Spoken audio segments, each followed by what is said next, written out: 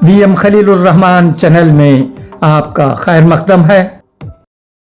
अस्सलाम वालेकुम। राष्ट्र सहारा रोज़नामे में छपी एक अहम खबर पढ़ता हूँ, सुनिएगा। यकसान सिविल कोड वक्त की ज़रूरत। हाई कोर्ट नई दिल्ली।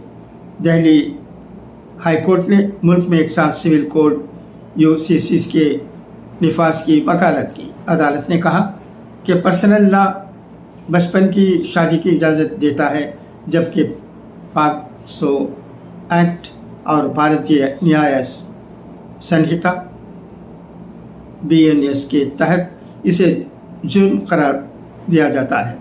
इन क़वानीन के दरमियान अक्सर टकराव के पेश नज़र इसकी एक वाज़ह क़ानूनी तशरीह ज़रूरी है।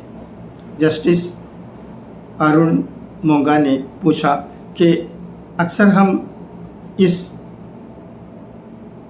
मकमसे का शिकार हो जाते हैं कि क्या समाज को तवील अरसे से चले आ रहे पर्सनल लॉ पर अमल करने के लिए मुजरिम बनाया जाना चाहिए।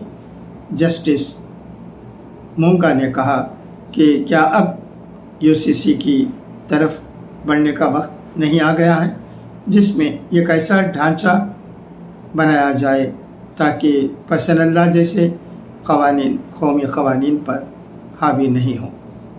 दिल्ली हाई कोर्ट का ये तबसरा नाबालिग लड़की से शादी के मुलजिम हामिद रज़ा की दरख्वास्त ज़मानत से वाबस्ता मामले की समाअत के दौरान सामने आई।